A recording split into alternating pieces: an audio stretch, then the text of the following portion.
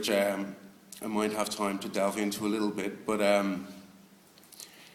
my own works for video are made to function under specific conditions, not online, not in cinemas, etc., not downloads or DVDs or whatever, but the limits and the possibility of the gallery space as an apparatus are my starting point. So I'm going to show some examples of my work, not of my work actually, but of its relationship to the gallery. So in terms of Praxis, just quickly, Praxis is a very unusual new initiative that began last autumn here in Berlin. I guess a lot of people in the audience are familiar with it at this point. They've just opened their second iteration 2 nights ago. But I was involved in the first iteration. And basically we did 5 shows over the course of like 3.5 or 4 months. Shows is not really the right word because they were all completely entwined with one another, and there was kind of facets of repetition and playback. And also, given the constraints of the space, it's one room. Given this those constraints would apply to any single room scenario, no matter what the architecture. Invariably, the kind of coerciveness of the space vis-a-vis the differences of works, some of which were made more than 10 years apart, turned the proposition into something other than a type of survey show, and into something that was akin to a type of, for me, a kind of a VCR, or some sort of playback mechanism, where the whole institution was a kind of playback mechanism. And so, in terms of Praxis, that was temporalized. We really worked with the idea of this 3.5-month span. It's a very unusual proposition. Of course, most shows don't have that duration. Most shows don't have sort of multiple iterations within the course of the show. And so it was a real opportunity on some level to explore this sort of temporal, these ideas around temporality. I'm also going to show,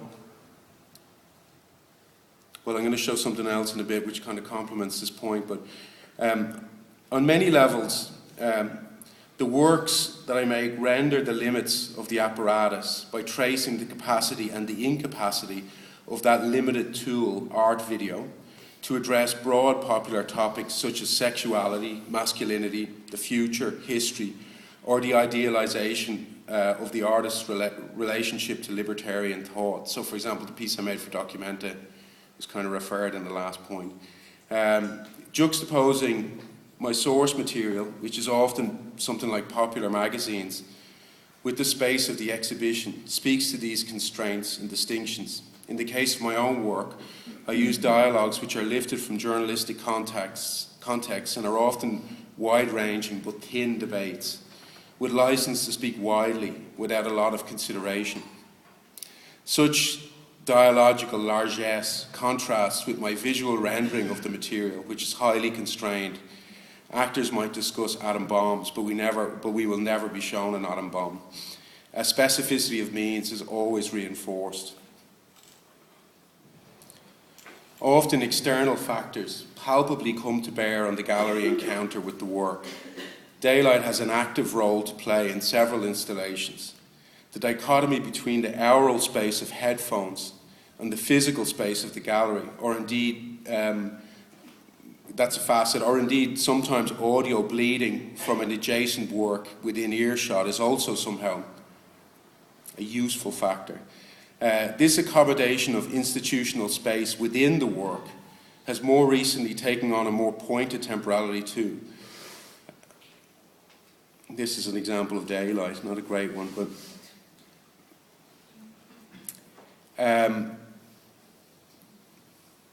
this is just some completely unedited video clips from another quite large show I did last spring in Bard College in upstate New York. It was actually a 2-person show with Sarah Pierce.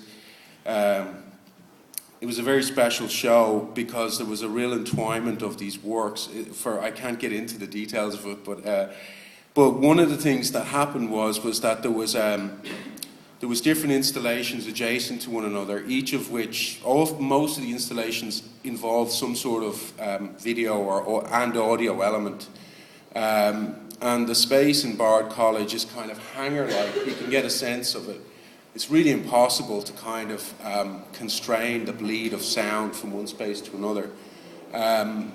So I worked with I have a guy I work with, this guy Sven Anderson, who's kind of a technical, he's an artist and a kind of technical guy. He developed a playback system. As you can hear, I should turn this down because it's actually not as significant as it. But I'm just going to let these clips run in the background. They're footage of this work that I've made, a 5-screen installation I made in 2010, which is called "A Thing Is a Whole and a Thing It Is Not," and it's actually a kind of meditation on the temporal legacies, we'll say, of minimalism within the gallery space. So it takes up that whole idea that minimalism opened the door to a sense of the sort of temporal, of the import of temporality within the gallery, and for the first time, in an idealized perception anyway, in the first time, artworks occupied, or the encounter with an artwork occupied time as well as space. And of course, you know, in the kind of archetypal, streamlined art historical rationale, minimalism then therefore is a sort of precedent for all the sort of temporal-based work that has come subsequently, although much of that work actually predates minimalism, you might argue. So this work, Thing As a Whole, is a kind of meditation on that. It's a 5-channel piece that's kind of dispersed around the space. It's using large screens, a little bit like the screens I used in Castle. And the channels have a very elaborate kind of temporal, like, synchronization relationship. Sometimes they're synchronized exactly. Often they modulate between on and off in a totally kind of coordinated manner. And then I also use these shutter devices on the projectors, which I think you'll see in the next clip.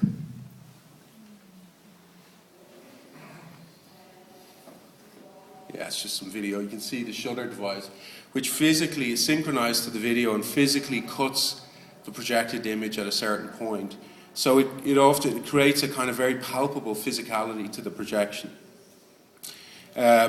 You just saw this kind of strange transition at the end from projected image to kind of purple lit space. And in Bard, we worked with a very elaborate system. As I say, in praxis, it was a kind of temporalized structure. In Bard, it was very spatialized. So when Thing As a Whole, the work I've just shown, when that switched off, this kind of lighting rig would kick in, this theater rig would kick in, and these structures would be lit in a certain way. And a work that was in an adjacent installation would come on. So it was a very elaborate sort of playback system, which this guy Sven Anderson authored for me. And that's kind of important because it touches on ideas about the relationship between the degree to which the institution has control over the playback. Essentially, Sven wrote this software. He's the only person who knows how it works. It's not at all generic, although it does use generic hardware. And so in that sense, actually, there's a bit of a shift in terms of like control, and even in terms of like delivery of work. If you sell an installation or something, it's kind of, the work kind of has to arrive in this kind of hermetic, sort of self-enclosed kind of form. So I'm going to try and quickly move on to my final points.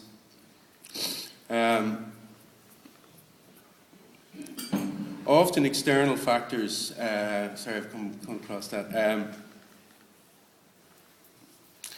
For me, the occasion of the exhibition has always been tied more closely to theatre or sculpture as a form of theatre than to cinema. This is because the provisionality of the situation is directly useful, and the work acknowledges its audience. I don't see what I make as films, simply because, as realised, the works are not resolved, completed within their own means. They are not autonomous. There is no meta-narrative, no plot, no story arc, and no conclusion. I don't use voiceover in any conventional sense.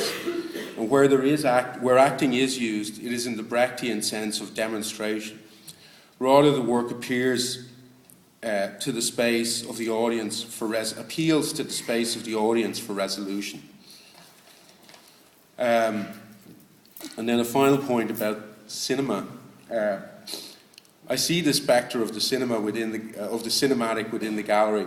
I think the perceived inflation of production values has led to misunderstandings around the cinematic, where practitioners and institutions alike have courted the idea that the idea of the cinematic within the gallery as a means of attracting a kind of a crossover support.